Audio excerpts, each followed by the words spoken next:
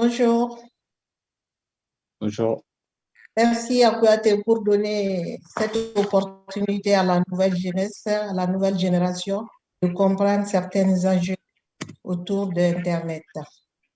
Donc, je commence ma modération par des salutations d'usage. Monsieur Bakary Kouyaté, président d'Internet Society Mali, Madame Alejandra Teutro, notre modératrice et intervenante, Mesdames et Messieurs en vos rangs, grades et qualités, chers participants du présent webinaire, bonjour ou bonsoir selon vos lieux géographiques, parce que nous sommes dans un monde global où vraiment la géographie n'a pas d'importance. Nous pouvons toujours à n'importe quel moment être en contact.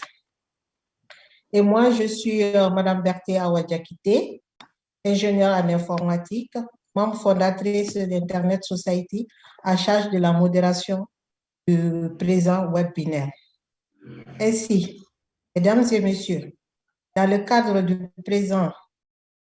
du suivi des participants de l'école malienne de la gouvernance de l'Internet, IGOG Mali s'est engagé à organiser plusieurs webinaires afin de renforcer et de maintenir les participants à un certain niveau par rapport aux ressources Internet. Avoir une bonne compréhension, une bonne connaissance par rapport aux questions des ressources Internet, notamment la gestion sur tous les aspects. D'où le thème d'aujourd'hui, comment préparer la prochaine génération des leaders Internet au Mali.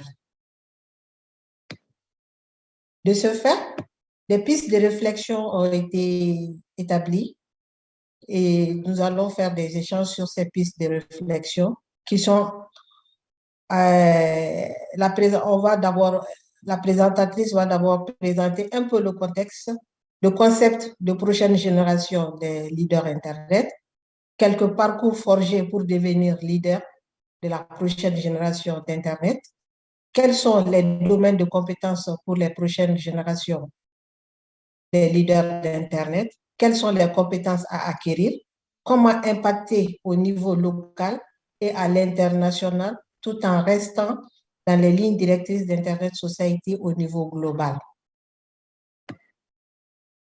Quelles sont les opportunités en la matière au niveau d'Internet Society global et local, évidemment. Ainsi de suite, voilà les grandes réflexions que nous avons menées et que notre intervenante va présenter. Mais le thème sera présenté par une grande dame, pas n'importe qui est titulaire d'un master en gestion stratégique internationale de l'Université de Paris et de 2 licences en économie et en administration de gestion des affaires à l'Université d'Oviedo, en Espagne. Elle a rejoint Internet Society en juin 2017 en tant que gestionnaire du programme Leadership Internet. Actuellement, elle occupe le poste de gestionnaire principal des programmes de bourse. Sa principale responsabilité est de fournir efficacement des programmes d'engagement mondial en respectant les délais et les exigences budgétaires. Elle parle couramment anglais, espagnol et français. Donc aujourd'hui, nous avons vraiment une grande dame avec une grande capacité de nous faire comprendre, vu que les fonctions qu'elle a eu à avoir pour l'Internet Society et la formation professionnelle, diplômante, donc elle pourra bien nous développer le thème que nous avons aujourd'hui sur le temps. Et le programme se présentera ainsi, après l'introduction. Donc, notre intervenante fera une présentation de 30 à 40 minutes maximum sur le thème. Ensuite, nous aurons une partie questions-réponses pendant 30 minutes par les participants, avec bien sûr la modération de la modératrice et les réponses seront fournies par l'intervenante, Madame Alejandro. Et enfin, une conclusion qui sera composée souvent par un ramassé de quelques recommandations s'il y en a eu pendant la présentation et pendant les questions-réponses. Et ensuite, les mots de fin, de clôture par le président d'Internet Society. Et voilà le programme. Nous avons à peu près 1h40, maximum 2 heures de temps pour mener à bien ce programme. À présent, Madame Alejandra Pietro, vous avez la parole pour commencer la présentation du présent webinaire. Madame, à vous la parole. Merci, merci beaucoup pour cette introduction. C'était très clair et merci de m'avoir présenté comme vous l'avez fait. Alors, bon, merci. Oui, merci beaucoup, madame. Donc, bon, merci de m'avoir invité aujourd'hui ici. Je suis ravie d'être avec vous. C'est pour moi vraiment un plaisir de pouvoir être avec vous et parler d'un sujet qui me passionne.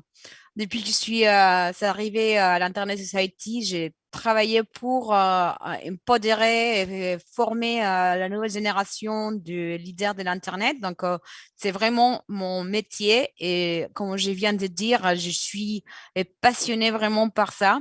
Je pense que c'est quelque chose que nous devons toujours y parler, en fait, parce que c'est quelque chose que c'est, c'est toujours là, mais parfois on ne parle pas assez.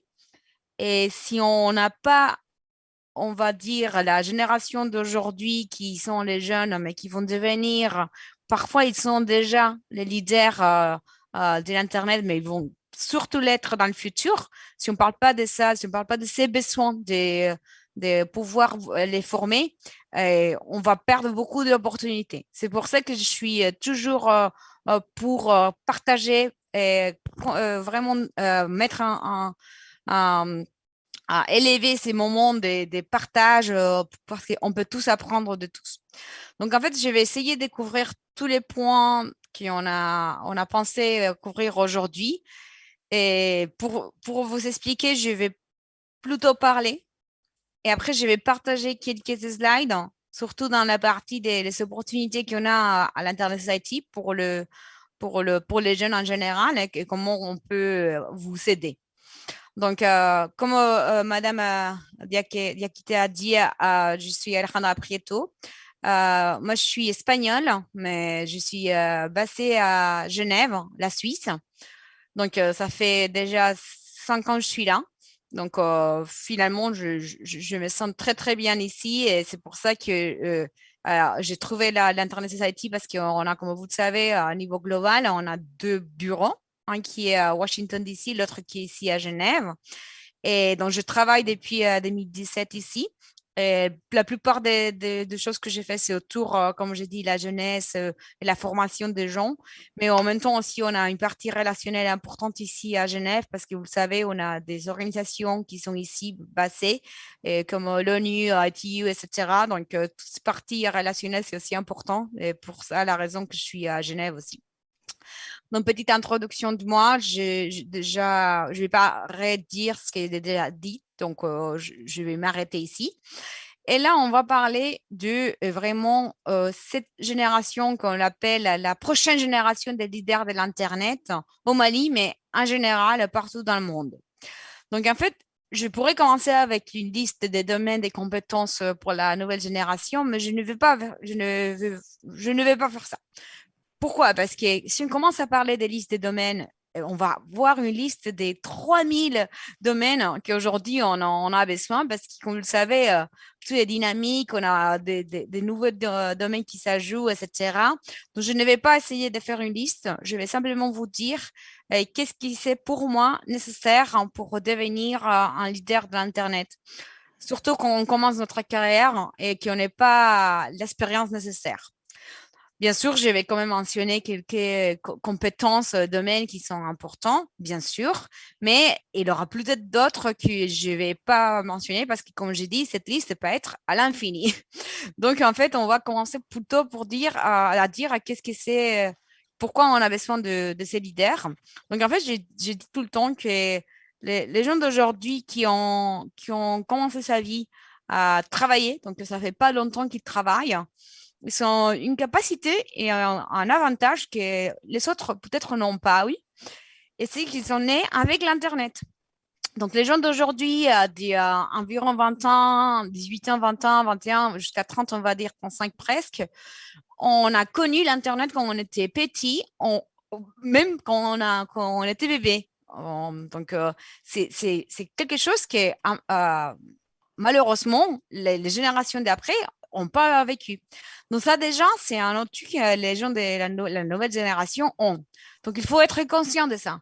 Il faut dire, voilà, j'ai déjà quelque chose que les autres n'ont pas, simplement pour être né avec l'Internet. Donc déjà, c'est quelque chose de très important. On peut voir des gens, des gamines, des gamins qui sont déjà en train de décoder, de développer. Donc, à moi, je dis que l'opportunité la plus grande qu'ils ont, cette nouvelle génération, c'est de pouvoir se développer à soi-même grâce à l'Internet. Parce que comme vous le savez, et ce qu'on dit à l'Internet Society, l'Internet, c'est le réseau de réseaux, c'est un outil qu'on utilise pour faire du bien, pour apprendre, pour se développer. Donc, déjà avoir l'accès à l'Internet, c'est très important pour pouvoir se développer. Donc, je pousse tout le temps aux gens à aller sur Internet, se former, chaque fois qu'ils trouvent quelque chose qui l'intéresse, d'aller plus loin et se former. Donc, ça, c'est très important. Ce dynamisme, ces capacités à apprendre rapidement, c'est très nécessaire pour devenir les futurs leaders de l'Internet. Bien sûr, il y a des sujets qui sont très importants qu'on pourrait tous essayer de nous former. Par exemple, la partie sécurité, je la trouve très, très importante. Aujourd'hui, sans sécurité, on ne pourrait même pas y vivre. Imaginez-vous la pandémie qu'on a vécue, sans être protégé, nos enfants, les personnes malades avec la société, tout ce qui est la partie santé, sans pouvoir être protégé, ça, c'est impossible de le faire. Donc, tout ce qui est partie sécurité, connaissance de comment faire, ça c'est un atout et une capacité que je dis que tout le monde devrait avoir. Donc, les leaders de futur doivent l'avoir, savoir comment naviguer d'une manière sécurité pour pouvoir faire confiance à l'Internet, que c'est vraiment quelque chose de très important. Donc, ça, c'est très, très, pour moi, clé de dire, voilà, la partie sécurité, comment se protéger, comment faire que l'Internet soit plus qu'on puisse faire plus confiance et que ça soit un endroit où on peut tranquillement y être, apprendre, parler avec la famille, travailler. Ça, c'est très important. Donc, ça, c'est une chose que je pense que c'est clair, qu'on devrait tous savoir et la nouvelle génération, c'est nécessaire, c'est un must. Parfois, on dit, quand on parle par exemple des langues, qu'aujourd'hui, si on ne parle pas l'anglais, par exemple, ça c'est malheureusement, on ne peut pas travailler dans un monde global parce que c'est quelque chose de basique. Donc ça, c'est égal à comprendre la sécurité, comprendre comment fonctionne un peu l'Internet et savoir comment c'est protégé. C'est au même niveau. Sans ça, on ne pourrait pas être leader de l'Internet dans le futur. Après, pour continuer, la confiance en soi, c'est très important. J'adore parler tout le temps avec, surtout, ça, je vais faire une remarque à moi. Donc, des filles jeunes. Là, on dit tout le temps, oh là là, l'Internet, c'est un monde des mecs, c'est un monde de gens plus âgés. C'est pas vrai. On peut être jeune et fille et réussir à être les leaders du futur. Donc, là, moi, je dis que la confiance en soi, c'est très important. Et même si vous pensez que vous pouvez le faire.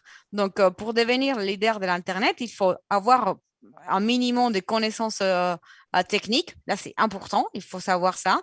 Mais le monde de l'Internet, c'est multi-stakeholder. Ouais, vous le savez, c'est beaucoup de parties prenantes. Donc, même si vous n'avez pas la capacité d'apprendre la partie théorique, technique, peu importe, vous pouvez oser aller plus loin, apprendre la partie de la société civile, apprendre une partie politique, décision, etc. Ou même la partie académique. On a des leaders de l'Internet qui sont de très bons académiques qui font simplement la formation parce qu'on a besoin de formation. Et bien sûr, la partie technique. Donc, je dis tout le temps, quand vous voyez la barrière, je ne suis pas trop technique, c'est un monde des garçons. Non, peut-être c'est pas vrai. Je pouvais aussi y aller. Donc, la confiance en soi et pouvoir s'élancer, c'est très important. Et aujourd'hui, grâce à l'Internet, on a tous les ressources pour le faire et se former. Donc, ça, c'est un cliché que j'aimerais que tous l'oublier. Pour devenir le leader de l'Internet, il ne faut pas être un technicien. Il ne faut pas être quelqu'un hyper technique qui comprenne absolument tout. Non, l'Internet va beaucoup plus loin que la partie technique, développement, etc. Bien sûr, c'est très important. Donc, une formation développeur, technicien, dans la partie vous allez peut-être créer des IXP, des networks, comprendre comment ça fonctionne. La partie coding, c'est important, mais c'est pas que ça. On peut faire public policy, on peut faire la civil society, on peut faire une organisation qui va aider aux gens à avoir accès à l'Internet, qui va faire une formation pour savoir simplement écrire à l'ordinateur. Donc, des choses comme ça vont former aussi des leaders de l'Internet. Nous avons des programmes qui sont faits pour tout type de personnes. Donc, il faut entendre, il faut vraiment savoir qu'il n'y a pas un seul profil technique qui va faire devenir les gens les futurs leaders. Donc, en fait, tout ça, c'est pour vous dire que oui, bien sûr, la sécurité, comprendre comment fonctionne l'Internet, c'est nécessaire, c'est une espèce de base. Mais après, c'est à chacun de trouver son chemin et dire, voilà, où j'aimerais devenir leader. Autour de l'Internet, il a beaucoup de possibilités. Et peu importe où on est, peu importe qui nous sommes, peu importe comment on est, on peut tous arriver si on choisit les chemins qui nous va mieux selon nos capacités comme personne professionnelle. Donc ça, c'est très important. J'ai dit tout le temps que c'est très, très, très basique. Donc, quand on parle des compétences à acquérir, je pense que les compétences les plus claires, c'est de savoir qu'est-ce qu'on veut. C'est vraiment très compliqué parfois de savoir qui on veut. Mais une fois on choisit notre point fort, où on est mieux que peut-être l'autre personne, il faut se spécialiser. Si on veut faire la partie technique, bien sûr, il y a des formations autour, ça que nous, à l'Internet Society, nous donnons. Par exemple, c'est comment faire, comment développer un réseau ou la partie des opérations des réseaux. Nous, on fait aussi des formations comme ça. Et comment faire pour la partie AreaNet, les réseaux des areas locales, etc. Donc, on a des formations spécifiques que vous pouvez prendre si vous voulez vous dédier, plutôt vous dédier à la partie technique et développer les capacités techniques. Bien sûr, c'est possible. Mais quand vous écoutez, vous voyez qui vous êtes, vous identifiez que peut-être vous n'êtes pas la personne la plus technique du monde, il a des autres capacités comme la partie un peu business, policy. Et là, ça sera un parcours un peu plus orienté à la gouvernance de l'Internet. Donc, allez vous former sur la gouvernance de l'Internet. Allez vous former sur comment on fait la gestion d'une fondation, une association, une organisation. Comme ça, on sait comment faire pour devenir le leader d'une organisation. Il y a une espèce d'ONG, de la société civile. Ou bien, on peut peut-être savoir aussi, on peut pas des policiers, donc toujours comment ça fonctionne l'Internet, quels sont les risques qu'on a au côté policier, analyser les nouvelles régulations, les règles et les lois qui vont venir. Donc, on doit acquérir ce type de capacités, plus policier et gouvernance, pour pouvoir devenir expert et le leader d'un monde un peu plus business, policy, pas technique. Et après, on a aussi une autre composante ici dont on peut devenir expert et leader Internet, c'est la partie advocacy, qu'on dit plaidoire. C'est vraiment dire, voilà, là, j'ai une force, je parle très bien en public, j'ai beaucoup de contacts. Et si vous pensez que vous êtes ce type de personne, moi, je vous conseille d'acquérir des compétences plutôt de ces parties-là. Y compris par exemple, comprendre pourquoi on a besoin du chiffrement, pourquoi c'est très important la privacité. Donc, vous formez dans des compétences de privacité, voilà, chiffrage, tout ça qui est très important et qu'on pourra après parler au niveau gouvernemental, mais aussi au niveau plus public en général. et comment se protéger, comment naviguer sur Internet bien. Donc ça, c'est plutôt, si vous avez une capacité plus de communicatrice, une personne communicatrice, une personne qui peut faire la pression, qui peut parler, etc. Donc, en fait, comme j'ai dit tout à l'heure, il n'y a pas une liste de compétences. Il faut simplement savoir comment on est, quels sont nos atouts à nous, comment on est comme personne, pour après sélectionner les schémas, en sachant qu'on peut toujours changer, bien sûr. Aujourd'hui, on peut tous apprendre. Mais ça, c'est très important, c'est de savoir où on est plus fort et de développer pour ça, pour pouvoir après devenir leader de cette spécialisation autour de l'Internet. Donc, ça, c'est vraiment des compétences que je recommande à acquérir en général. Après, c'est vrai que nous, à l'Internet Society, au niveau monde, on vous donne les outils, on vous donne les ressources. Mais après, c'est à vous de nous dire, à vous de faire. Vous connaissez votre communauté. Ici, au Mali, vous connaissez qui fait ça, comment vous faites, c'est quoi les règlements. Donc, en fait, seulement quelqu'un qui connaît le pays, qui connaît la culture, qui connaît la région, pourrait devenir le leader du Mali au futur. Donc, ça, c'est très important. Nous, on parle toujours, je dis, c'est un mot qui s'appelle glocal. Moi, je l'utilise, c'est un peu à l'anglais, mais bon, bref. Glocal, c'est global, local. Il a des compétences qui sont globales, il a des choses qu'on peut faire au niveau global, mais ça ne va jamais marcher si on ne l'adapte pas au niveau local. Donc, en fait, quand on apprend quelque chose, on doit toujours penser global et local. Donc, c'est des compétences qui fonctionnent au niveau global. Donc, nous, on les a. On comprend un peu comment ça fonctionne le monde en général, parce qu'on peut avoir un impact comme ça. Mais après, il faut les mettre en une espèce de funnel et dire, voilà, je sais qu'est-ce que ça fonctionne au niveau global, mais je dois l'adapter au niveau local, c'est-à-dire localiser la langue, la culture, pour que ça fonctionne. Une stratégie globale ne va jamais fonctionner si ce n'est pas adapté au niveau local. Donc, en fait, chaque fois que nous, on essaie d'apprendre les gens à faire des choses, on leur montre la partie globale parce que nous, parfois, on n'a pas la capacité de savoir ce qui se passe partout dans le monde. C'est après à vous, ici, à vous, au Mali, les Maliens, de savoir qu'est-ce que ça fonctionne dans votre pays et l'adapter. Donc, ça, c'est très important. Pensez toujours, vous rappelez ces mots dont je viens de...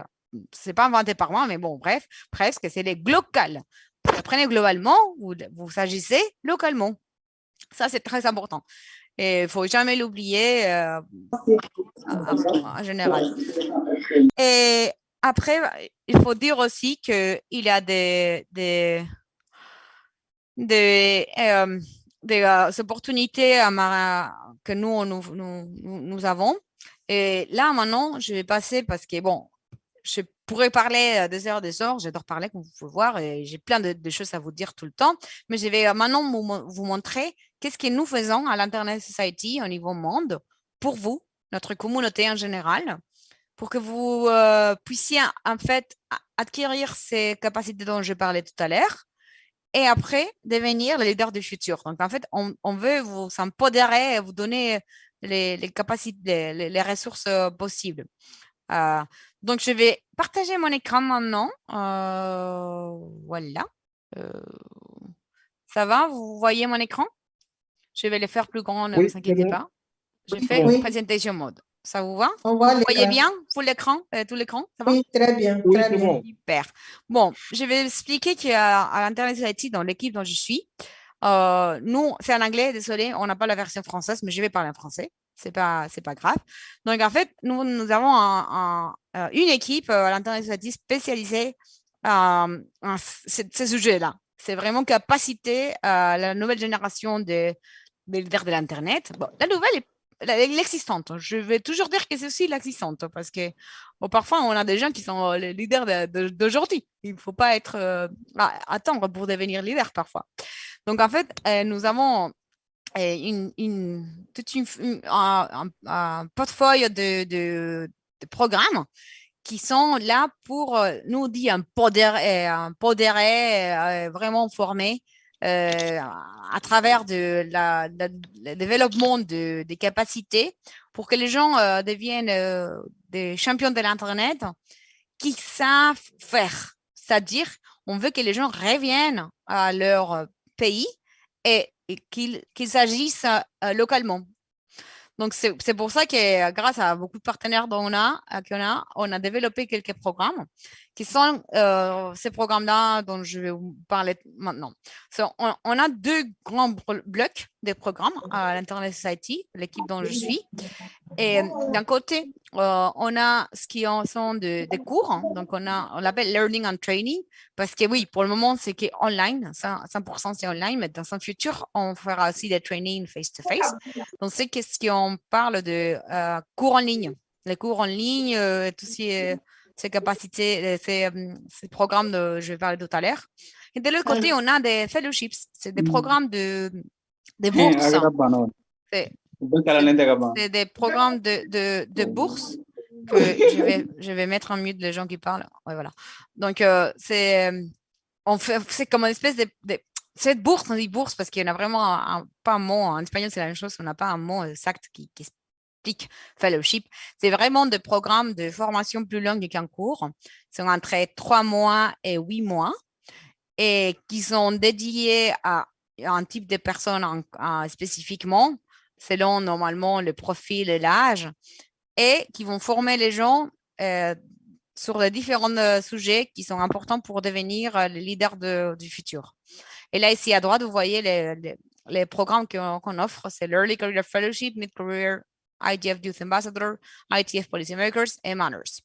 Je vais vous parler des 3 premiers, les 2 derniers, bon, peut-être plutôt aussi les Manners. Bon, je vais vous parler des opportunités qu'il y a. Et ce qu'on cherche, c'est des champions de l'Internet. Et c'est ça, bon, vous êtes déjà là. C'est ça qu'on dit qu'il faut avoir et qu'ils vont être les leaders de l'Internet. C'est des personnes qui intègrent tout ce qui est multidiscipline, les perspectives de toutes les parties prenantes, parce que c'est vraiment important pour créer des solutions. C'est pour ça que j'ai dit tout à l'heure que quand on parle de l'ère de l'Internet, on ne parle pas que des techniciens. On parle de gens de tout type de compétences, parce que l'Internet est fait grâce à toutes les parties prenantes qui ont un rôle dans le développement et l'utilisation de l'Internet.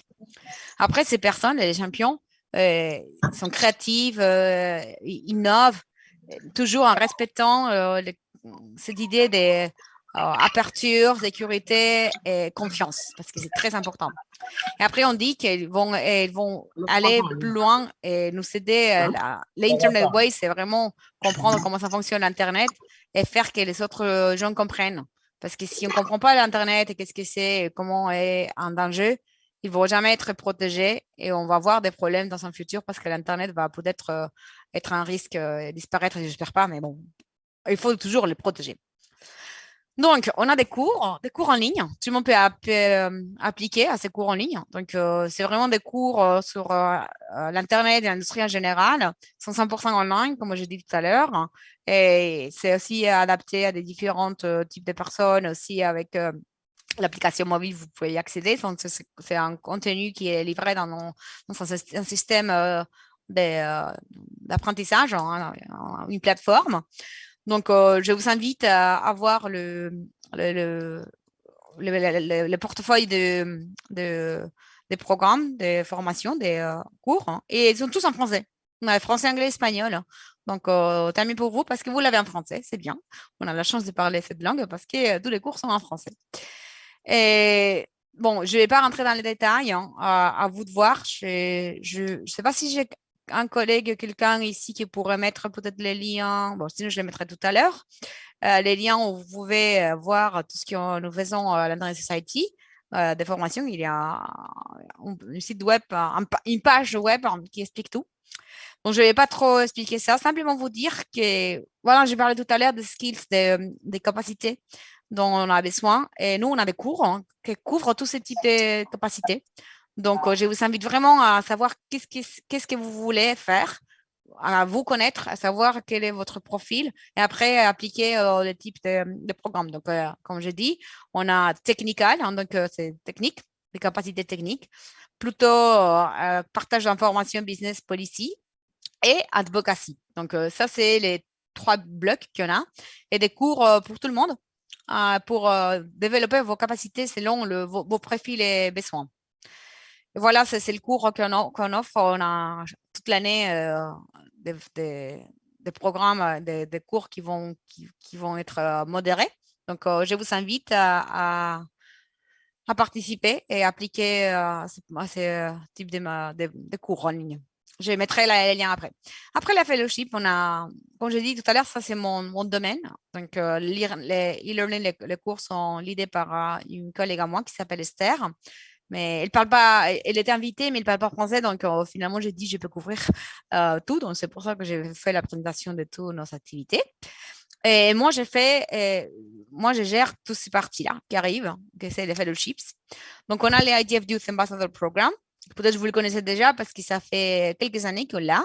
Et c'est vraiment pour chaque année, on forme, en sélection, on forme 30 personnes pour participer à l'IDF. Pour le moment, online à cause du Covid, malheureusement. Mais au passé, c'était face-to-face. C'est vraiment pour avoir l'impact au niveau de Internet Governance, de la gouvernance de l'Internet. Donc, ils vont recevoir les formations, mais aussi un réseau. Donc, on va les mettre en relation avec des gens très importants dans le monde de l'Internet. Et comme ça, elles peuvent avoir un rôle important dans le monde de l'Internet et de la gouvernance de l'Internet. C'est un programme assez complet, j'aimerais dire. Le programme en soi, c'est environ 2 mois, 3 mois, mais on a un procès de sélection de 3 phases, y compris un mois de cours. Donc, déjà, la sélection, c'est environ de 2 mois, et plus les programmes de 3 mois. Donc, finalement, c'est environ 5 mois en total pour pouvoir participer ici. Ça arrive tout le temps, la deuxième partie de l'année. Donc, Alexandre, il ne vous reste pas beaucoup de temps. Il vous reste oui, encore beaucoup? non, deux slides. Deux Ok, programmes à parce faire. que vous avez maximum 10 minutes maintenant, parce que vous Ah avez oui, déjà largement. 5 minutes, 35 ça minutes suffira. de présentation. Donc, je vous donne encore jusqu'à 10 minutes maxi. Oui, c'est un problème. C'est un problème. Donc, en fait, j'aimerais parler des Early Career Fellowship, qui est déjà maintenant, on a lancé. C'est très, très riche. C'est un programme de 5 mois qui s'est fait la première partie de l'année.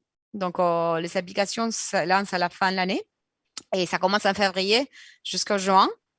Et après, ils vont couvrir beaucoup de sujets, comme vous voyez ici, toute la partie Internet, communication, advocacy, etc. Et on a des partenaires assez importants comme Oxford Internet Institute, Dr. Laura Denardis de l'Université American University. Et ça, c'est un cours. On sélectionne 15 personnes, 15 fellows par année, par cohorte et 5 mois. Donc ça, c'est très important parce qu'ils vont obtenir beaucoup de capacités nécessaires pour devenir le leader du futur. Donc, je vous invite à appliquer quand on ouvre les applications à la fin de l'année, encore une autre fois. Et là, on va lancer en 2000 cette année. Donc, pour le moment, on ne sait pas quand, mais on va lancer normalement en mars. On aura une invitation pour la communauté pour le lancement. Et en avril, on ouvrira les applications. Et ça, c'est vraiment pour les mid-careers, c'est-à-dire des gens qui ont déjà l'expérience, au moins 10 ans d'expérience, et qui ils peuvent participer à ce programme qui est en développement, comme je vous dis, mais les sujets qu'on va couvrir, c'est la partie la transformation digitale, tout ce qui est les sujets d'Internet, Design Assistant Thinking, STI Foresight, et tout ça pour devenir le leader. Donc, ça c'est un programme spécifique pour les leaders de l'Internet. Si vous pensez que vous avez plus de 10 ans d'expérience et vous vous considérez un leader de l'Internet, c'est un programme pour vous. Je vous inviterai à appliquer, à postuler à ces programmes quand les applications vont ouvrir. Et voilà, donc ça c'est un programme que je ne vais même pas mentionner parce que cette année, on ne l'a pas. Et après, on a les programmes les plus techniques. Si vous pensez que vous êtes vraiment le profil technique, les autres 3 programmes, IGF Youth Ambassadors, Early Career Fellowship et Mid-Career Fellowship, c'est pour les gens pas techniques et techniques, c'est pour tout le monde. Mais on a une partie plutôt policy, donc si vous n'êtes pas technique du tout, vous n'êtes pas, vous pouvez quand même participer. Celui-là, c'est un peu plus technique, donc c'est pour la sécurité, routine security. Donc, il faut comprendre, il faut avoir un minimum de connaissances techniques. Je vais m'arrêter maintenant parce que j'ai quand même partagé toutes les opportunités qu'on a. Et je vais mettre les liens de tous ces programmes ici. Comme ça, vous pouvez jeter un œil. Et si vous avez des questions, je suis ici pour les répondre. Voilà, avec ça, j'aimerais conclure et ouvrir peut-être la session pour des questions. Bon, madame, vous me dites comment suivre ici. Mais sinon, c'est Ok. fini. Merci. Merci bien, Madame Alejandro. Je pense que, chers participants, nous pouvons applaudir notre présentatrice qui a vraiment fait donner de la matière, surtout beaucoup d'informations qui vont vous permettre d'être des vrais leaders avec des programmes de renforcement des capacités dont vous avez besoin. N'est-ce pas? Donc, à Oui, présent, après cette brillante présentation, donc nous allons ouvrir la partie questions-réponses. Donc, nous allons prendre à peu près 5 personnes d'abord pour noter les questions, répondre ensuite par série de 5. Donc, levez la main un à un pour que je puisse noter les questions. Je vois Diko Diallo. C'est ça? C'est bien dit? Je vois la main de Diko. Est-ce que tu vois d'autres mains? Ah, Dikore Diallo. Dikore Diallo a rabaissé sa main.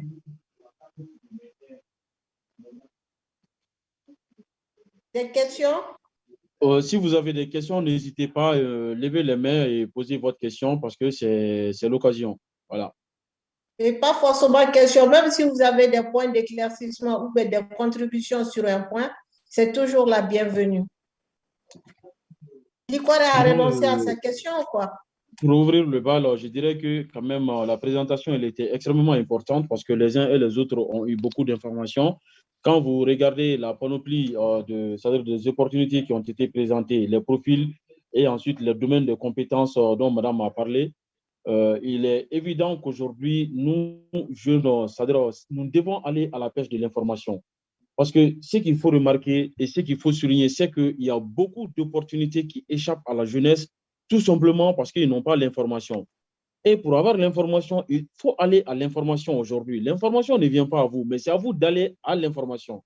Quand vous partez sur le site de iShock, que ce soit sur le site d'iShock au niveau global ou bien sur le site des différents chapitres, vous allez accéder à beaucoup d'informations, c'est-à-dire qui vont vous permettre de pouvoir vous positionner par rapport à certains programmes et vous positionner également par rapport à certaines opportunités que iShock Global met au niveau des différents chapitres, au niveau des différents membres.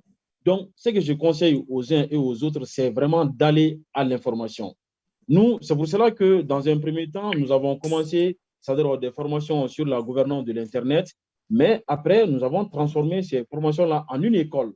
Nous avons tenu cette année la deuxième école, c'est-à-dire la deuxième édition de notre école Malici, qui a touché un certain nombre d'aspects, c'est-à-dire de façon globale, pour donner vraiment des bases solides aux différents participants afin de pouvoir participer au débat.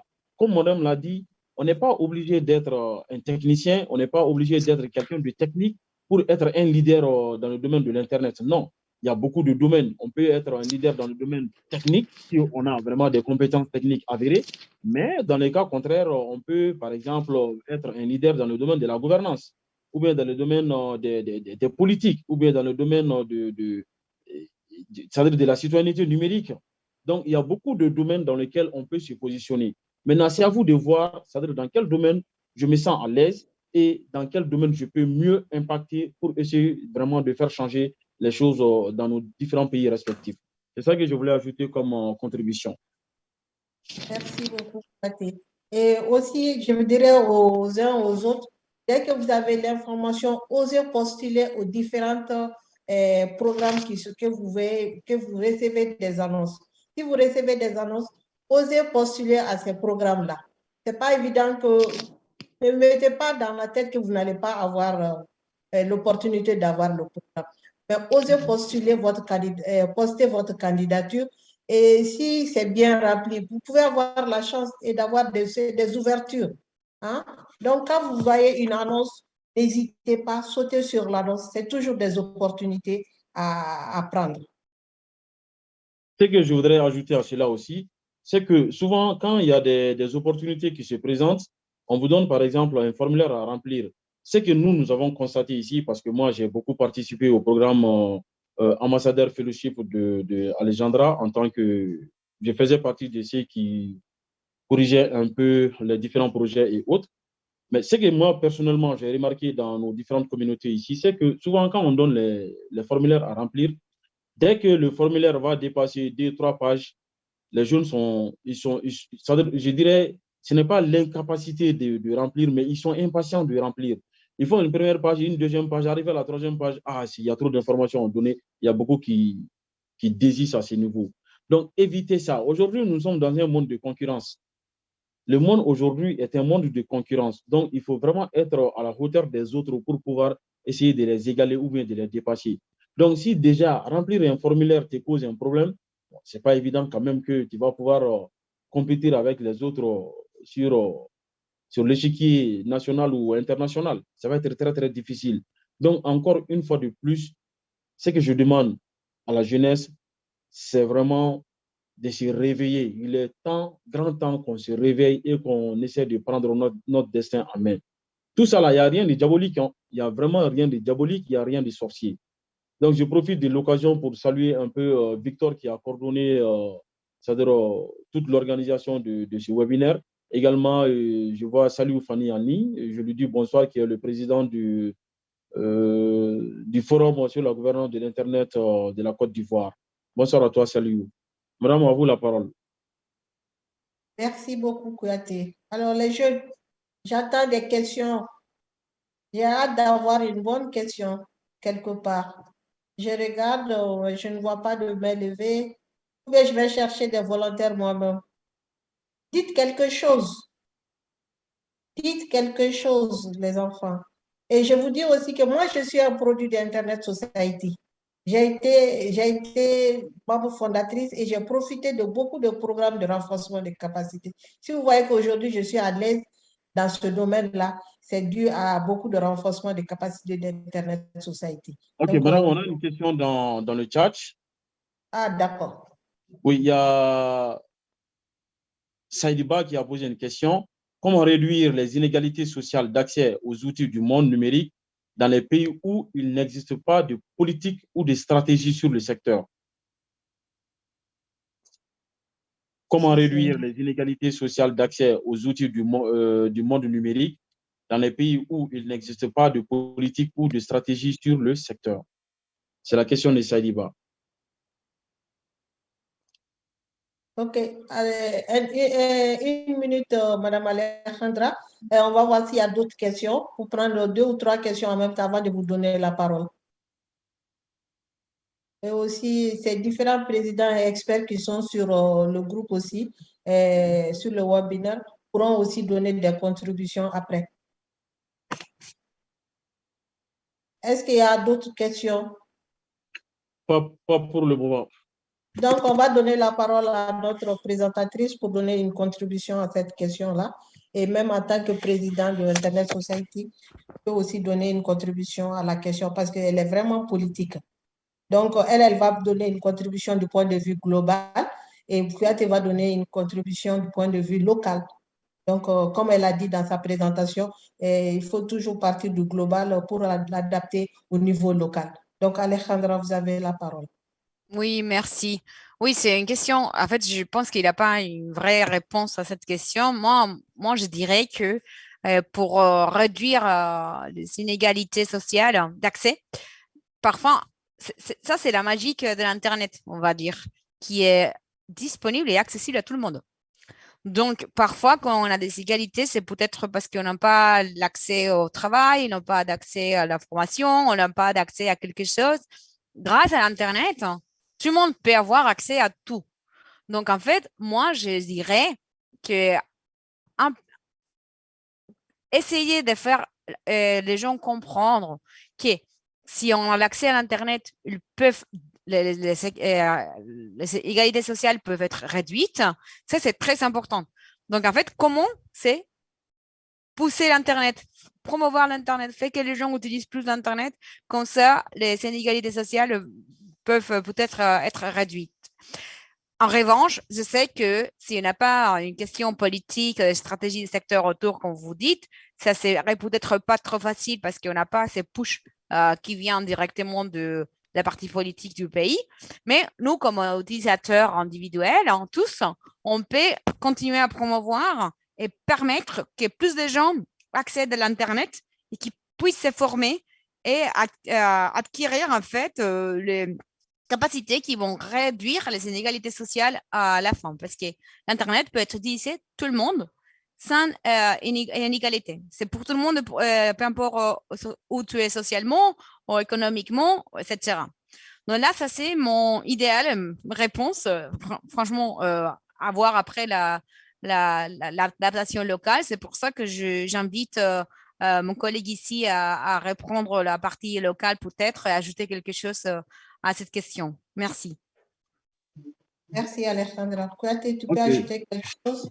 Oui, juste deux mots. En fait, à ce niveau, c'est-à-dire, moi, ce que je conseille, c'est que c'est nous qui pouvons faire changer ces choses-là, nous, en tant que société civile.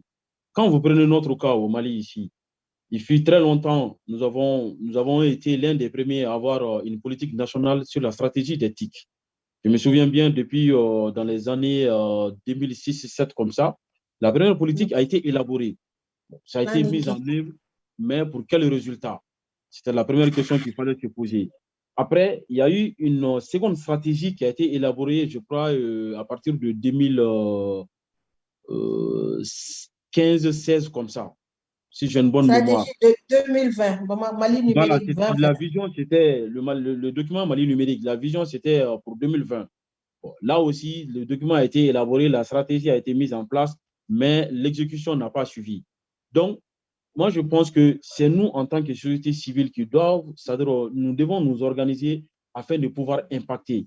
C'est ce qui fait que les actions isolées, c'est-à-dire des organisations, ne peuvent pas aller loin. Donc, il faut qu'on se donne la main pour essayer vraiment de faire pousser afin qu'on puisse avoir une bonne stratégie nationale. Avoir une stratégie nationale est une chose, mais l'appliquer en est une autre. Ici, nous, on n'a pas un problème, c'est-à-dire d'avoir ou pas une stratégie ou une politique nationale en la matière. Les outils sont là, mais c'est l'opérationnalisation qui pose problème. Parce que la stratégie, elle est là. On a même une direction de l'économie numérique qui a été créée il y a à peu près 5-6 ans, mais qui aussi boite un peu. Pour le moment, ça n'arrive pas à être opérationnel comme il le faut. Donc, on n'a pas, moi je dirais, on n'a pas un problème d'outils. Les outils sont là, mais le problème, c'est vraiment les opérationnaliser et les mettre en œuvre. C'est ça qui pose problème pour le moment. Donc, nous, en tant que société civile, je me dis qu'on a un grand rôle aussi à jouer à ce niveau. Ne serait-ce qu'à travers ces différentes sessions que nous organisons, parce que souvent, on sait qu'il y a beaucoup de gens qui nous suivent, beaucoup de gens nous suivent même du niveau, c'est-à-dire des autorités et autres. Donc, c'est des choses que l'on peut vraiment accentuer afin de pouvoir faire changer réellement ce qu'on veut faire changer. Sinon, on a les outils, on a la direction du numérique et on a les stratégies depuis des années. Mais c'est l'opérationnalisation qui pose problème. Merci. Merci, Kouyaté. Quelqu'un d'autre peut continuer. Yakou, tu veux dire quelque chose? Il y a deux questions. Hein. Ok. Par rapport à la politique, Oui, on termine avec Yakou et puis après, il y a les deux questions que l'on va prendre. Yakou, on ne t'entend pas. Hein. Ton micro est toujours fermé.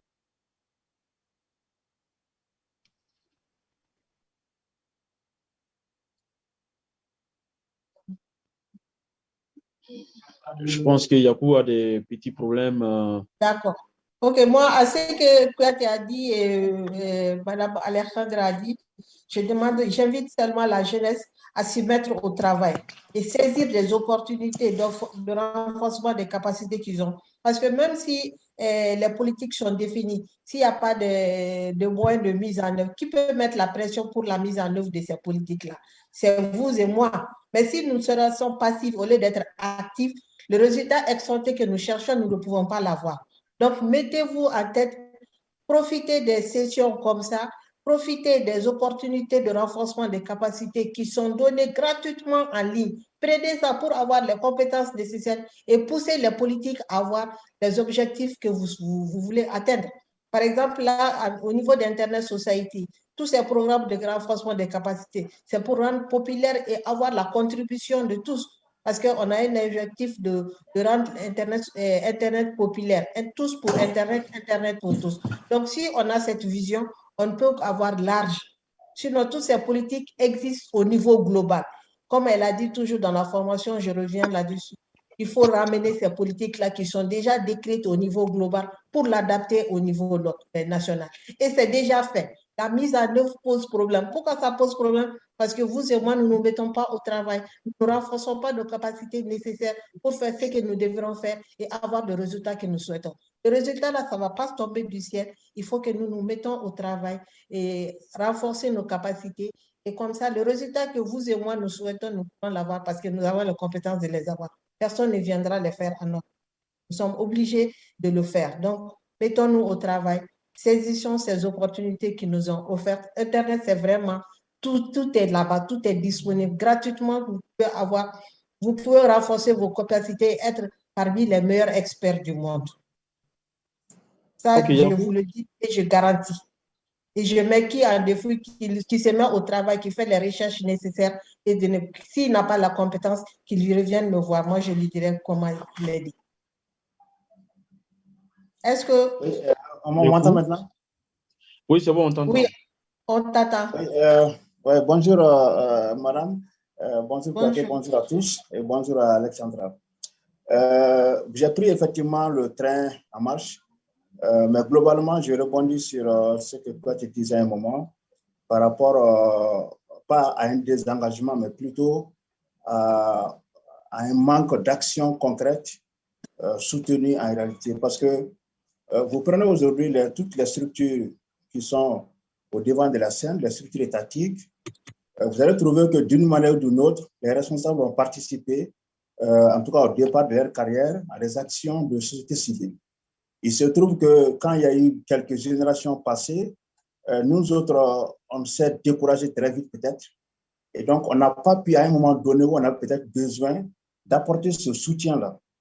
Et certains sont partis dans les structures et les structures eux-mêmes ont connu l'instabilité politique, on peut dire un peu, parce que notre département, en 5 ans, on a quand même connu pas mal une bonne dizaine de ministres qui sont passés en 5 ans. Ça veut dire en moyenne moins de 2 ans par ministre. Quel projet sérieux et durable peut être réfléchi, mis en œuvre, soutenu, et réalisé et évalué en 2 ans? C'est pratiquement impossible. Quand tu as effectivement parlé des politiques, différentes politiques qui ont été mises en place, en fait, dans les textes en réalité, mais dans la pratique, on a toujours des problèmes. Ça revient, moi, je pense qu'il y a 2 choses qu'il faut tenir compte. Le premier, c'est plutôt que la jeunesse, comme on est dans la nouvelle, comment conduire la nouvelle génération, je pense qu'aujourd'hui, beaucoup d'entre nous, jeunes, on a beaucoup plus faim à gagner de l'argent qu'à apporter un plus aux autres. Or, œuvrer généralement dans la société civile, c'est comme dire, voilà, on se met au service des autres. Ceux-là, peut-être, qui nous ont formés dans le passé, n'ont pas pensé à gagner de l'argent.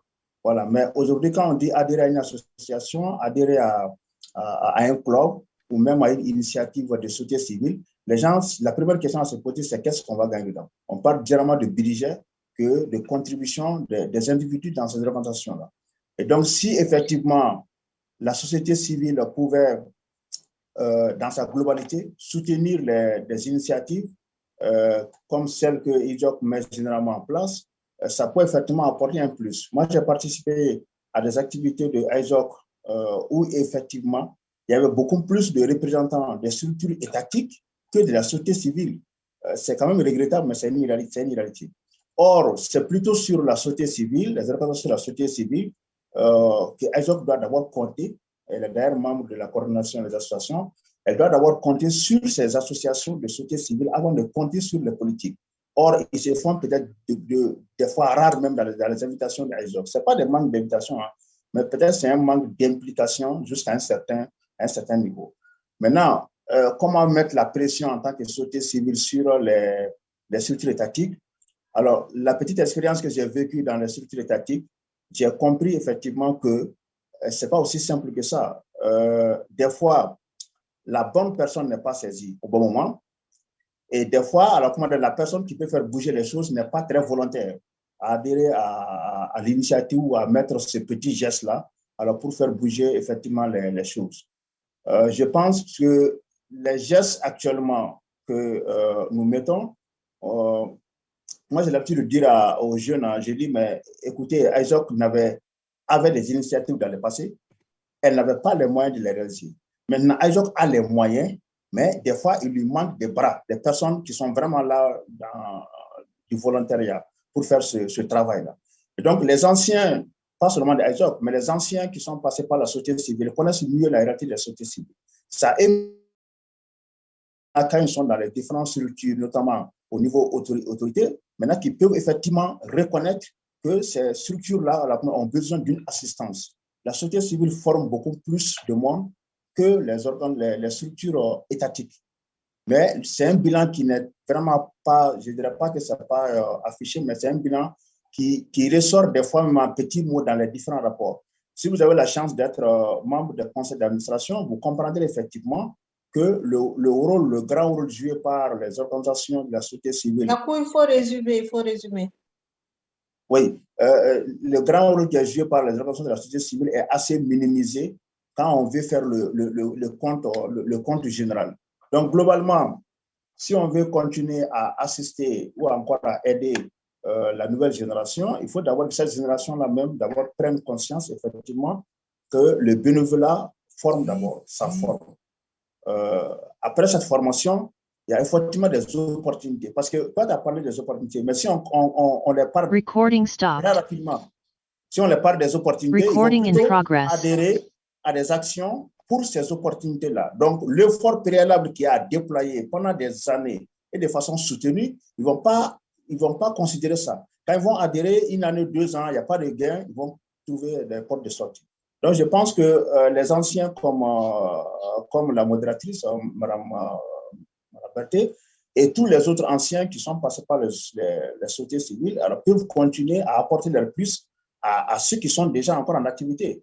Moi, c'est quand je vois toujours Kouyaté au devant de la scène, dans la société civile, je me dis, mais c'est de la constance. Peut-être que d'autres n'ont pas pu avoir cette constance-là et il faudra lui féliciter pour ce travail-là. Mais Sandy Korowashi, comme on dit en Bambara, peut-être qu'Alessandra ne comprendra pas ça, mais c'est un peu difficile. C'est une activité qui aura du mal à faire vraiment le produit réel sur le terrain. Parce que des fois, les moyens manquent, des fois, la bonne personne manque aussi. Ok, donc voilà, pour résumer, si tout ce beau monde qui est présent aujourd'hui à ce webinaire-là se mettait au travail, adhère à ISOC Mali, et je crois que ça serait renforcer leur capacité, nous pourrons ensemble faire bouger la montagne. N'est-ce pas, les amis? Oui, déjà, oui, que chacun, on a nos rôles à jouer, hein, parce que nous autres qui sommes dans les structures étatiques aujourd'hui, je dirais par science, nous avons aussi nos rôles à y jouer. On ne doit pas quand même abandonner tous ces bons mondes-là pour dire non, c'est la société civile. Au contraire, quand vous avez la chance d'opérer dans une activité associative et que vous avez ensuite la chance de travailler pour l'État, vous devez être capable de faire le lien entre les deux. Qu'est-ce qui est difficile à mettre en œuvre de l'autre côté que nous, on pourra faire? Donc, nous, on a un peu nos responsabilités personnelles, même, je dirais, hein, excusez-moi du terme, mais ceux-là aujourd'hui qui sont passés par la société civile et qui sont dans la structure étatique ont aussi un plus à apporter. Donc, on attend beaucoup plus maintenant. Yakou, je te retire la parole. Merci beaucoup pour ta contribution. Donc, étant une ressource d'Internet Society et aujourd'hui au niveau de l'administration publique, on compte beaucoup sur toi pour faire booster le secteur. Ta contribution est bien appréciée et on compte sur toi vraiment combler quelques vides que nous avons pour avancer. Donc, sur ce, on passe aux autres questions. On a largement débattu sur ça. La question suivante, là, tu peux, parce que là... Il y a une main. Ah, la personne n'a pas tapé. OK, Brema Mali. C'est ça? Oui, il y a Brema Mali qui a levé la main. Il y avait une question aussi qui demandait comment est-ce qu'on peut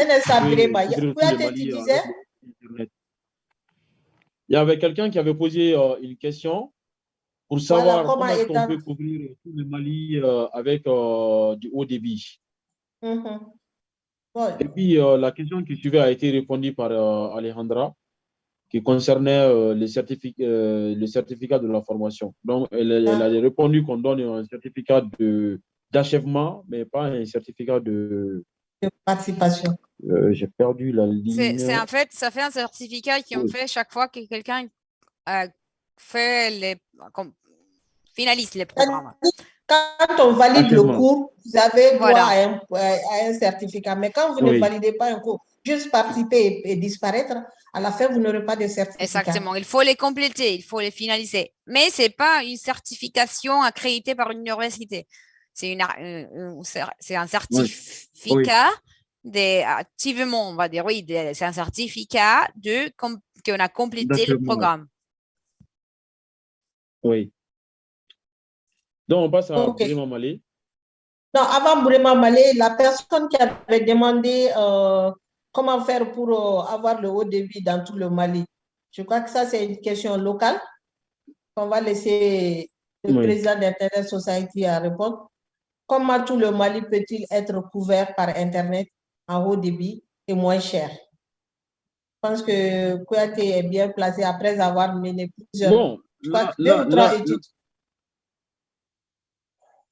Oui, Kouyaté. oui, on a fait 2 études, sinon 3. On en a fait en 2019 et puis en 2021 aussi. Je crois que par rapport à la question, toujours le rôle de la société civile est très, très déterminant à ce niveau. Parce qu'il faut vraiment taper sur la table pour que les opérateurs vraiment puissent changer les choses. Parce que c'est seuls les opérateurs qui peuvent vraiment satisfaire à ces conditions. Mais c'est nous qui sommes les consommateurs. Sans nous, les opérateurs ne vont pas exister. Donc, il faut vraiment que c'est-à-dire nous continuons à mener la pression. C'est pour cela que nous, chaque fois que nous avons la possibilité, on mène des études. Et quand on publie ces résultats-là, on appelle ces mêmes opérateurs, on appelle les autorités et on appelle les consommateurs, on appelle tout le monde pour dire, bon, voilà, nous avons fait cette étude et voici les résultats qui en sont sortis. Quand ça ne va pas, on leur dira que ça ne va pas. Quand c'est mal, on va leur dire que c'est mal. Quand c'est mauvais, on va leur dire que c'est mauvais. Bon, ça, c'est nous, notre rôle dans la chose. Mais nous devons continuer parce que le rôle à nous seuls ne peut pas satisfaire et ne peut pas nous permettre vraiment c'est-à-dire d'atteindre tous les objectifs. Ça, c'est un. Il faut de la concurrence également. Parce qu'ici, ce qu'on constate, c'est vrai qu'on a 3 opérateurs, mais est-ce qu'il y a réellement une concurrence? Parce que la question de la baisse des prix et la question de la couverture territoriale, c'est vraiment des choses qui relèvent des compétences des opérateurs. Maintenant, nous, à notre niveau, au niveau d'Internet Society, ce qu'on peut faire aussi, ça, c'est les réseaux communautaires qui peuvent permettre également d'étendre, c'est-à-dire Internet dans nos zones les plus reculées. Et nous avons également l'Agence de gestion des fonds d'accès universel qui est là aussi, qui peut contribuer. Je pense qu'il faut mettre un certain nombre de ces éléments-là ensemble, créer une synergie afin qu'on puisse avoir vraiment une couverture, je ne dirais pas sur l'ensemble du territoire malien, mais sur une grande partie du territoire. Je pense qu'il y a quelque chose à ajouter par rapport à ça. J'allais lui donner la parole, même s'il n'avait pas demandé. Ok. Oui, sur la question, moi j'ai juste deux petites choses à dire. La première, c'est le volet pression de la société civile. Je pense aujourd'hui que il y a une panoplie d'associations qui se réclament associations de consommateurs des produits et services TIC, qui ont initié même la création d'un réseau d'associations de consommateurs. Mais dans la pratique, cette association n'est pas très active sur le terrain. Une dizaine d'associations, même c'est 14 ans, je me rappelle de la dernière fois, c'était 13 associations. Et je pourrais même dire que sans langue de bois, que ISOC seul est beaucoup plus actif dans la défense des consommateurs que 13 autres associations réunies. Alors, il y a un peu de tout, hein, parce qu'il y a des associations qui ne sont pas que du numérique, qui sont dans d'autres domaines. Donc, pour dire que sur le premier point, par rapport à la pression de la société civile, à un moment donné, moi, j'avais suggéré à cet réseau des associations de consommateurs des produits et services TIC d'approcher ISOC Mali. J'ai demandé comme ça formellement pour dire qu'il faut approcher ISOC Mali. Il y a de la compétence, il y a des initiatives et il y a des moyens surtout.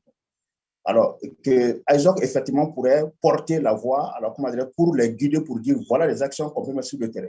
Ils ont dit, oui, on va voir ça, et rien n'a été fait. Après, je leur ai dit, alors, si vous ne pouvez pas aller voir l'association seule, ISOC en tant que une seule association, allez-y voir la coordination. Dans ça aussi, il y a ISOC, donc on pourrait atteindre ISOC, les compétences de ISOC à travers la coordination. C'est la coordination. Elle aussi, elle a des compétences, elle peut nous aider. Ils n'ont pas fait. Parce que, reconnaissez, hein, madame, vous m'excusez du terme, mais ce sont les vieux et les vieilles encore qui composent ces associations-là. Donc, ils ont des affaires d'éco personnelles entre eux depuis 10 ans, 15 ans. Donc, ils n'arrivent pas à se débarrasser de ces éco personnels pour essayer d'opérationnaliser la fêtière. Donc, l'une des actions peut-être que ISOC peut faire, c'est une proposition. Comme je leur ai proposé d'aller vers ISOC, ils ne sont pas partis. À l'époque, j'ai appelé Kouyaté pour dire Kouyaté dit voilà, ISOC est disponible à les aider, mais ils ne sont pas venus. Et je sais qu'ils ne sont pas venus parce qu'ils ne peuvent pas aller sans que je le sache. Je proposerai à ISOC peut-être, ISOC national, peut-être d'initier une sorte de réunion, une sorte de, en tout cas, d'organisation, de réfléchir comment créer une initiative et inviter ces structures-là à venir aider ISOC à cette pression-là. Parce que si on se met ensemble, c'est sûr qu'on peut bouger. Sur le deuxième point, par rapport à la continence, tu as parlé de continence. Moi, je vais plutôt aller vers le côté régulation. Aujourd'hui, il y a quand même pas mal de structures qui peuvent aider à ce qui est le haut débit. Bon, je ne dirais même pas haut débit, hein, parce que moi, je pense pour le moment qu'il y a encore des priorités même pour dire allô, allô là, dans certaines régions, alors des pays. Pour moi, le haut débit, alors la priorité avant d'avoir même accès à Internet, il faut d'abord communiquer, faire le allô, allô. Ensuite, c'est allô, allô, on a maintenant l'accès à Internet, débit faible, si vous voulez bien. Ça, après, on peut aller vers le haut débit. Donc, je ne suis pas sûr que dans un futur très proche, qu'on pourrait effectivement accéder au très haut débit comme on l'espère, sur tout le du territoire. C'est hyper compliqué. Quand vous regardez déjà les conclusions du rapport des études faites par ISOC, là encore une fois, une information, quand j'ai participé à cette cérémonie-là au nom de ma structure, j'ai fait une note dans laquelle j'ai alerté à ma direction pour dire voilà les conclusions de l'étude, voilà les lignes qui nous concernent spécifiquement. Et je proposerai que notre direction prenne contact avec ISOC pour voir comment effectivement avoir d'autres données, d'autres informations complémentaires. Bon, à l'époque, on a dit, oui, quand on sait déjà qu'il y a les réseaux qui manquent, et nous, notre rôle, ce n'est pas de renforcer la qualité du réseau pour le moment. Nous, notre rôle, c'est plutôt de donner l'accès à des zones qui ne sont pas encore couvertes. Ça veut dire que le problème, il est connu. Comment résoudre le problème? Ce sont des structures là qui sont en charge de l'accès, tout ce qui est infrastructure, la SMTD, l'AGETIC quelque part aussi, l'AGEFO, qui doivent effectivement exécuter correctement leur mission. Si ces structures-là jouent déjà leur rôle, c'est un premier pas. En plus de la pression de la société civile. Le troisième volet, c'est la régulation elle-même. Peut-être à parler du rôle important des opérateurs, mais la régulation doit faire des études comparatives pour dire, bon, voilà, dans la zone, on a telle chose qui est mieux que chez nous, on peut faire ça, on peut faire ça, on peut faire ça. Donc, l'AMRTP, le régulateur peut effectivement prendre une décision, inciter, même obliger les opérateurs à mettre telle et telle autre technologie en place ou encore à couvrir telle et telle autre zone. Donc, je pense qu'il y a vraiment une sorte de conjugaison des actions qu'il faut faire. On sait qu'elle est difficile. Hein. Voilà, madame, vous avez l'expérience des deux, de la société civile et du secteur public. C'est hyper compliqué. Moi, j'ai dit... Et du secteur privé. Oui, et du secteur privé, c'est... Voilà, du secteur privé aussi. Bon, pour le moment, le secteur privé malien, là, encore une fois, vous pouvez répondre parce qu'en tant que DataTech, le secteur privé. Le secteur privé aujourd'hui travaille 80% sur les marchés étatiques ou même des marchés où l'État est partenaire. Un pays développé ou un pays qui veut se développer doit plutôt s'appuyer sur le secteur privé. Mais quand ce secteur privé-là, alors court en grande partie sur les marchés de l'État ou des marchés où l'État est partenaire, ça veut dire qu'il y a un problème quelque part. Donc, c'est pour ça que je n'ai pas évoqué le secteur privé. Je m'appuie sur la pression que la société civile pourra mener et le rôle régalien que les structures étatiques comme la SMTD qui a en charge tout ce qui est la fibre optique, etc., l'AGEFO qui a effectivement ce rôle de connectivité des zones non couvertes par les opérateurs, et ensuite maintenant les opérateurs qui peuvent effectivement booster tout ce qui est débit dans les zones déjà couvertes. Et madame, tout a été dit. Hein. Je pense que actuellement chez nous, on a beaucoup plus besoin. J'ai bien compris. Voilà, je pense que à la suite de ces échanges, je pense que le mieux, c'est qu'ils ont que réfléchir pour voir maintenant comment mieux intégrer les associations de consommateurs, vraiment pour mieux les organiser. Maintenant, en tout cas, pour les questions relatives aux technologies de l'information et de la communication, Isaac Mali soit vraiment le leader à la question pour pouvoir pousser à l'atteinte des objectifs vides. Oui, Pour madame, le bien-être des consommateurs. Moi, je pourrais mettre ça comme une des recommandations de cette session-là.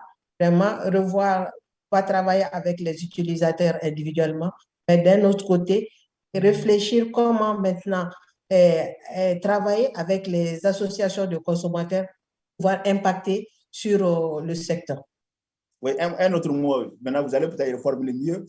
Aujourd'hui, il y a pas mal de structures qui ont des représentants de la société civile dans les conseils d'administration.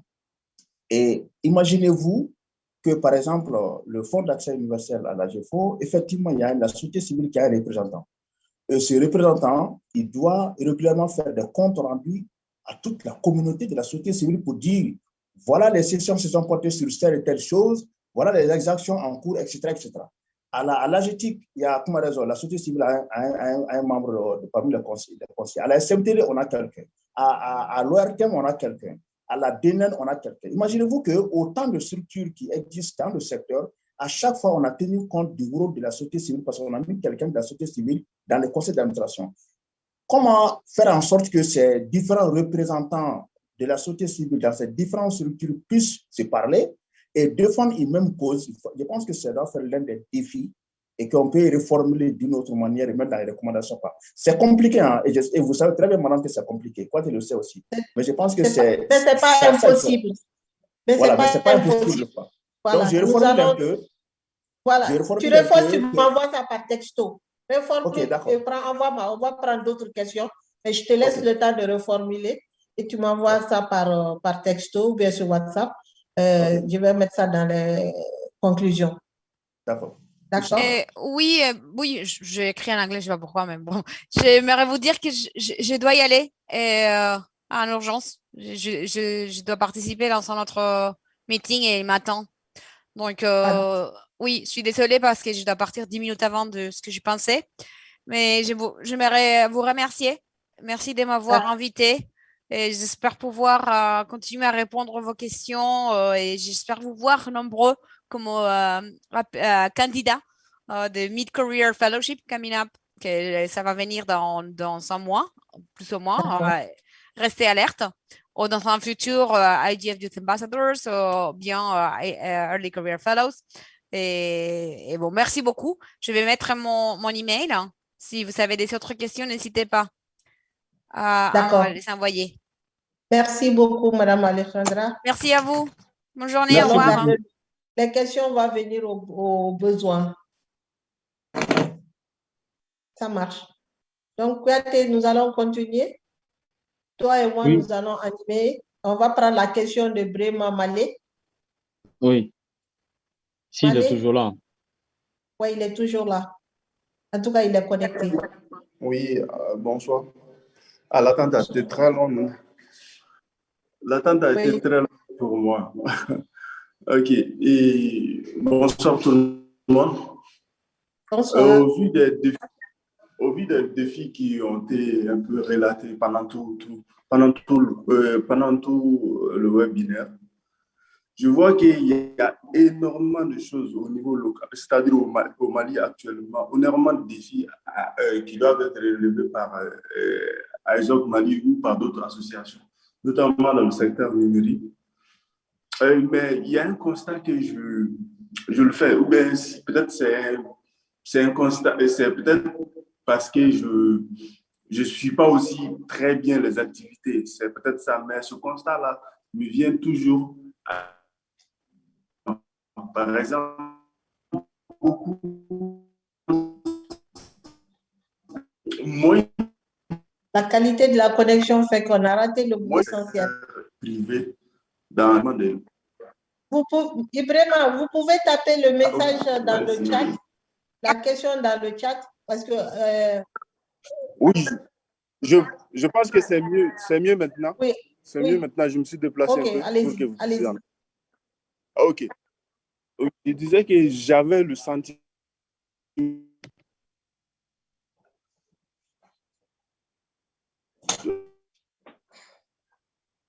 Vraiment, apparemment, ça ne va pas tellement. Ça ne va pas du tout. Il y a très peu de gens dans le secteur privé de l'écrire. Vous pouvez taper la question dans le chat. Dans le chat. Ok, ça marche. Tapez la question dans le chat. Il y a une autre main levée. Mariam Sidibé. Pendant que Brema tape sa question, Mariam Sidibé, vous pouvez poser votre question.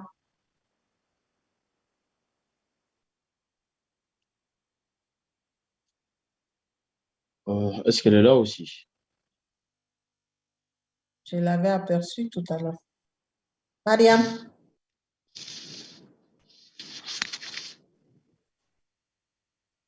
Mariam Sidibé. Peut-être qu'elle est partie. Elle est restée connectée, mais elle est partie. Vraiment a fini de taper la question? Non. Non, je suis dessus.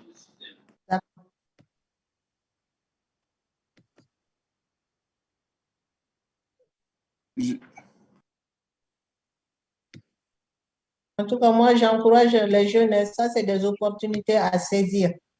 Tant qu'on peut renforcer sa capacité, il faut toujours être preneur. Et n'attendez pas toujours qu'est-ce que je gagne. Ce que je gagne, ça vient toujours après. Tous ces jeunes que vous voyez aujourd'hui, Kouyaté et Yakou, ils ont beaucoup peiné avant d'avoir aujourd'hui. Même moi, j'ai fait beaucoup de chemin avant d'atteindre ce que je suis aujourd'hui. Donc, accepter de commencer à de l'échelle. Là, le renforcement des capacités sera total. Et vous allez être vraiment des compétents et vous allez avoir confiance en soi.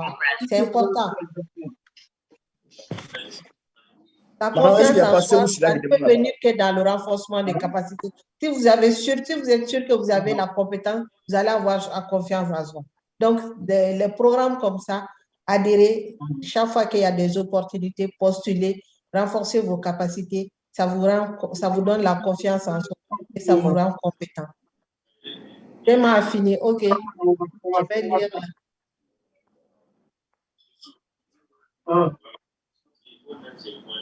Tu peux lire la question? Je ne vois pas la question de Bréma. Il y a Michel de Caille qui nous suit, qui nous donne un bonsoir depuis Caille et puis il est ravi vraiment de participer à cette session. Michel Dambélé. OK, merci pour cette participation. Vraiment, bon. Oui, je suis en train d'écrire. Mais ouais, je voulais c'est cette question sur laquelle nous attendons pour... oui, je voulais juste simplifier ma question. Ça sera la dernière question parce que ça va faire plus d'1h30 maintenant. OK, sinon, j'avais déjà écrit sur le chat. C'est un ressenti, quoi. C'est un ressenti que j'exprimais et qu'on pourrait me donner des suites sur ça. J'avais l'impression qu'ISOC est beaucoup plus axé sur le secteur gouvernemental et moins le privé. Alors qu'il y a énormément de jeunes Maliens qui sont dans le privé et ils ne connaissent même pas ISOC, ne savent même pas souvent les activités qu'ISOC mène dans leur niveau. Donc, je voudrais juste savoir les politiques qu'on va mener pour faire émerger ces jeunes-là qui sont un peu exclus de tout ça, de tout ce mouvement-là. OK. Bon, c'est une impression, un pressenti que vous avez, mais ils ont fait beaucoup pour être connus. Je vous rappelle que je suis aussi l'ancienne présidente d'Internet Society et pendant mon mandat, nous avons fait le tour des universités pour les sensibiliser, les lycées. Nous avons, Kouyaté est témoin, Nous avons fait le tour des lycées aussi, de quelques lycées de Bamako, je précise, pour sensibiliser les jeunes à s'orienter dans les matières scientifiques, aller vers le développement d'Internet. Nous avons fait assez de communication dans ce sens. Mais comme Yapo a dit, ou bien Kouyaté, ils commencent quelque chose, mais ils ne vont jamais au bout parce qu'ils sont pressés d'avoir le retour de gain. Alors que le retour de gain ne peut pas venir immédiatement. Il faut faire un peu pour avoir les récolter. Il faut s'aimer un peu d'abord pour pouvoir récolter plus tard. Mais malheureusement, chez nous ici, très peu acceptent ces conditions-là. Alors que dans les associations, c'est le bénévolat qui prévaut. C'est le sacrifice de soi qu'il faut. Après, maintenant, d'autres opportunités vont s'ouvrir à soi. Mais si à prime abord, vous venez seulement, vous avez assisté, on vous a informé, on vous a sensibilisé, et vous voulez avoir, même pour pouvoir venir à ces formations, vous voulez avoir des per diem, alors que l'association, c'est du bénévolat. Nous n'avons pas de fonds de roulement, de fonds de fonctionnement, nous n'avons pas d'argent. Nous cherchons peut-être des petits argents à gauche, à droite avec des partenaires pour faire des activités ponctuelles. Mais encourager les gens à participer ou bien payer les crédits aux uns ou aux autres pour pouvoir avoir l'accès à Internet, c'est un peu délicat. Nous n'avons pas cette capacité-là. Donc, mais nous faisons beaucoup de sensibilisation chaque fois que nous passons lors des activités. Nous sensibilisons beaucoup la jeunesse et nous avons fait le tour de l'université, le tour de quelques lycées privés de Bamako. Mais en retour d'adhésion, c'est très minime. Mais nous allons continuer à recruter. Mais même si on recrute, la personne est là pour un bout de temps. Après 3 mois, 1 an maximum, ça disparaît. La constance n'y est pas. Je ne sais pas maintenant comment nous allons travailler pour maintenir ceux qui adhèrent. Ça aussi, c'est un programme peut-être qu'il faut réfléchir pour voir comment maintenir les nouveaux adhérents à long terme. Parce qu'après quelques mois seulement, ils disparaissent dans la nature parce que. OK. Bon, oui, en fait, comme il dit après, je te reviens. C'est une impression. Sinon, nous faisons quand même des efforts colossaux par rapport à la communication parce que nous sommes sur les réseaux sociaux, nous sommes sur Facebook. Même actuellement, cette session qui est en train de se diffuser, en train de se passer est en train d'être diffusée sur Facebook. Nous sommes sur Twitter, nous sommes sur LinkedIn et nous avons autant de groupes WhatsApp. On a à peu près une dizaine de groupes WhatsApp sur lesquels chaque fois qu'il y a un événement, une activité, on communique sur ces groupes-là. Bon, quand tu parles aussi qu'on fait beaucoup du côté du gouvernement, bon, je ne vois pas tellement parce que ICETOC est une organisation ouverte à tout le monde, qu'on soit membre du gouvernement, chacun d'entre nous travaille quelque part, mais cela ne nous empêche pas d'être... Voilà, chacun d'entre nous travaille quelque part, on est tous de la société civile. Cela ne nous empêche pas d'être membre du ICETOC. Aujourd'hui, on est 577 membres inscrits actifs au niveau de ICETOC Bali. Bon. Et ce webinaire a été partagé avec tout le monde. On a plusieurs canaux de communication sur lesquels on communique, mais on ne peut pas forcer les gens vraiment à venir servir au sein d'une association. C'est un peu ça le problème, vraiment. Hein? Même actuellement, comme madame disait, même actuellement, nos jeunes sont sur le terrain. Je vais même partager cet écran-là avec vous pour vous dire que voilà, les travaux se font. On est en train de faire une campagne de sensibilisation dans les lycées et dans les écoles. Cette activité est en cours actuellement. Ce matin, nous étions dans une école et cet après-midi, on est dans une autre école. Ça, c'est l'école de ce matin. On était dans une école, je crois, à Dodabou, Lietasso. Je pense qu'il y a certains qui doivent le connaître. Et puis après, on a quitté là-bas à 15 heures comme ça. Ouais, moi, j'ai reçu ces images-là à 15h43 pendant que ce webinaire est en train de se passer. Donc, les jeunes sont là, dans cette école, tout de suite en train de parler des réseaux sociaux, des dangers, des inconvénients, comment est-ce qu'en tant qu'élève, on peut mieux se servir des réseaux sociaux. Vous voyez? Donc, nous, au contraire, nos actions sont vraiment à l'endroit de la jeunesse, pas le gouvernement. Pas du tout le gouvernement. Parce que les critiques que nous faisons, nous savons très bien que ce n'est pas des choses que le gouvernement, ce n'est pas des choses qui plaisent vraiment à ce que tu appelles le gouvernement en réalité. Donc, nous, on est plutôt axé sur la jeunesse. Donc, Cette campagne aussi, on a commencé, nous sommes à peu près à notre 11e école cet après-midi. Même demain matin, nous serons dans d'autres écoles. Donc, juste pour te dire que nous avons beaucoup d'activités au niveau, c'est-à-dire de la jeunesse, au niveau d'autres couches. Merci. D'accord, Yakou, merci. on donne la parole à Yakou pour compléter. Yakou, tu as 2 minutes. Oui, juste pour dire que le champ d'intervention de ISOC est assez vaste, n'a pas été limité à une couche ou encore à un secteur précis. Mais quand il parle de secteur privé, il faudra dire que les actions de ISOC sont des actions publiques. Or, le secteur privé, c'est complètement alors, du profit commercial qui est réellement leur champ de bataille. Or, ISOC, le champ de bataille, c'est plutôt du bénévolat. Comment faire bénéficier les couches les plus défavorables, comment faire bénéficier ceux-là même qui se sentent des fois exclus des situations telles ou telles par rapport au numérique. Mais le secteur privé, c'est vraiment du gain commercial. Donc, est-ce que ISOC s'occupe du secteur privé? Oui, je pensais plutôt que la personne allait parler de comment ISOC peut faire pour accompagner les startups, parce qu'on suppose que les startups sont un peu à leur début, ils ont besoin d'accompagnement, de formation, d'assistance, de coaching. Et là, je pense que c'est sur ce plan-là que ISOC peut peut-être accentuer un peu comment accompagner davantage les startups par rapport à tout ce qui est coaching, formation et le reste. Mais le secteur privé, ils sont vraiment que dans le profit commercial. Or, ISOC n'a pas un champ limité, tout le monde est un peu concerné.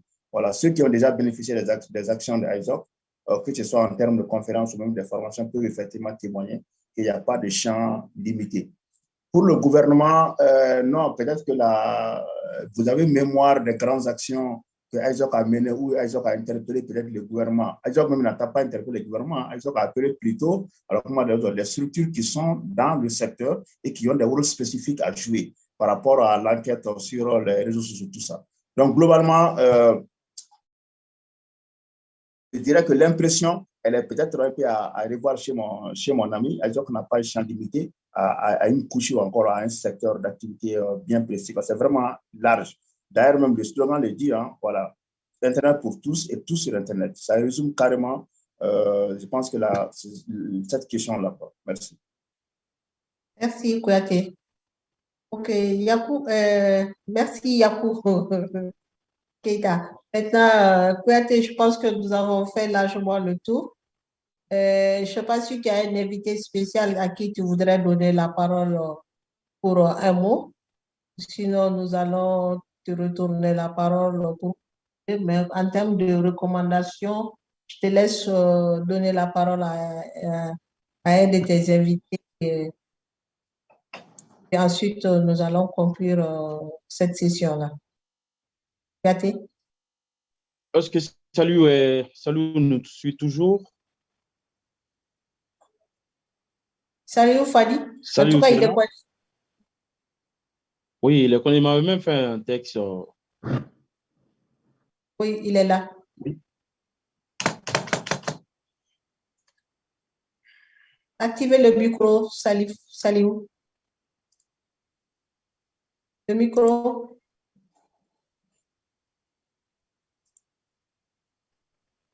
Se Bon, désactive automatiquement. Oui, vas-y, Salut. Allô, vous m'entendez? Oui. Vous m'entendez? J'ai l'impression que mon micro est fermé, quoi. Vous m'entendez? Oui, on vous attend maintenant, Saliou. Bonsoir à tous, chers amis du Mali. Bonsoir, Saliou. Vraiment, je tenais quand même à féliciter la conférencière, la modératrice, et puis le président Kouyaté. Vraiment, ça nous fait plaisir tout le temps quand j'assiste à vos activités. Vraiment, je vous félicite. Puis vous avez fini de tout dire à nos petits frères qui sont connectés ou bien nos frères qui sont connectés.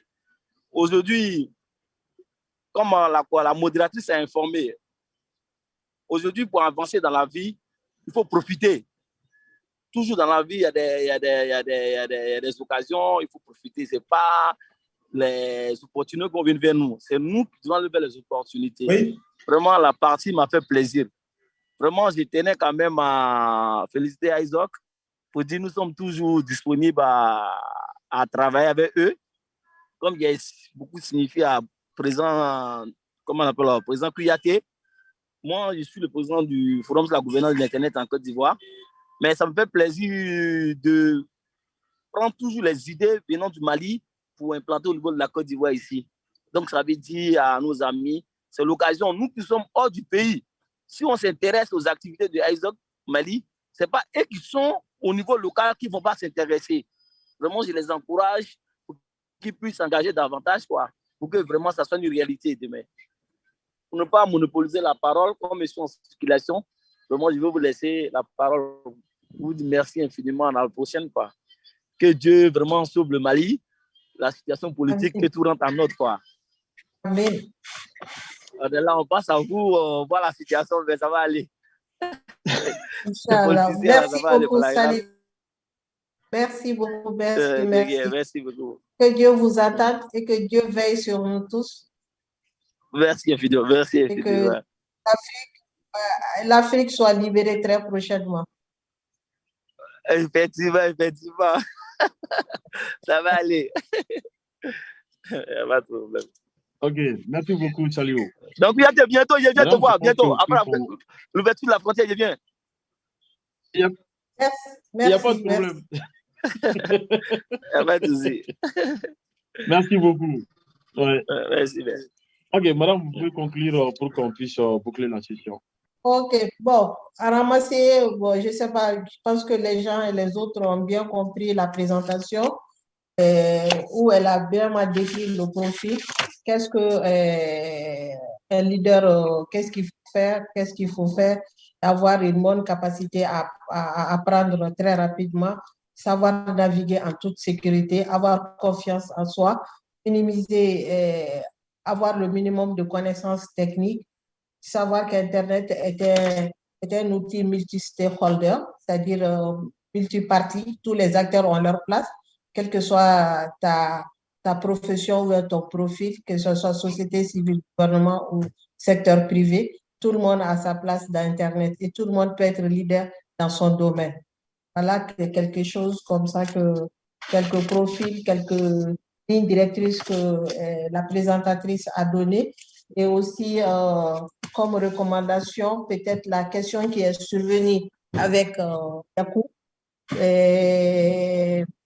la contribution d'Internet Society au sein des associations des consommateurs. Parce qu'il s'avère qu'il y a des associations de consommateurs, mais ils ne jouent, par rapport à notre secteur technologie de l'information, ne sentent pas beaucoup leur impact. Donc, comment faire maintenant pour que ISOC joue pleinement son rôle d'acteur et influencer sur les organisations des consommateurs et avoir des résultats pour les consommateurs. Donc, nous allons voir après en privé avec Kouyaté et Yakou comment mieux formuler cette recommandation. Et aussi, peut-être avec Internet Society, c'est mettre en place des programmes de coaching et de programmes pour maintenir les adhérents, les fixer pour qu'ils puissent rester à long terme au niveau d'Internet Society. C'est vrai que nous avons 500 adhérents, mais jusqu'à présent, on ne sent pas trop la participation active de ces adhérents-là. Quand il y a des activités, c'est les mêmes têtes qu'on voit, les autres, on ne voit plus. Moi, je suis très rare. Il va falloir réfléchir autour d'une réunion stratégique, comment maintenant mettre en place des programmes comme ça et maintenir les adhérents en place. Sinon, je pense que même si les participants ont été moins bavards, ceux qui ont parlé ont largement comblé le temps. Et nous sommes presque maintenant à 2 heures de temps. Il est 16h41. Nous avons commencé à 15h58, ce qui fait que nous n'avons pas, le temps n'était pas vain. Ça a été bien rempli. Et je pense que les uns et les autres ont été satisfaits de la présentation, des contributions, des questions, et que d'autres questions vont suivre. Et s'il y a des questions, peut-être peut partager son email, pouvoir continuer les débats, les échanges, parce que cette question de leader, la génération future d'Internet, est très importante et très intéressante. Si vous voulez vraiment impacter sur les technologies, il faut être leader dans la matière. Quel que soit votre domaine de compétence, vous pouvez être leader et contribuer au développement de Internet en tant que leader. Il y a des programmes spéciaux, pour ça et c'est disponible. Donc, profitez de ces programmes pour positionner un leader dans le secteur. Sur ce, M. Kouyaté, je te retourne la parole pour conclure ce webinaire et vivement le prochain webinaire. Nous allons toujours être sur des questions d'actualité, échanger sur les questions d'actualité, impacter sur le développement d'Internet dans notre pays. Que Dieu sauve le monde. Amen. OK, merci beaucoup, madame, pour la modération de cette session. Nous remercions l'ensemble des participants qui ont vraiment pris leur temps pour participer à cette session. Nous remercions également Zoumana Berté, qui vraiment, depuis une semaine, est en train de partager l'information sur les différents canaux de communication. Nous remercions également M. Victor Ndonang, qui nous a aidés vraiment dans la préparation de cette session. Et également, nos vifs remerciements à l'intervenante Alejandra, qui a eu une urgence et qui est partie. Donc, nous remercions tout le monde et on se dit vivement à la session prochaine. Merci. Merci et au revoir. Quoi, tu restes en ligne, j'ai besoin de toi après tout le monde. Recording stopped. Okay.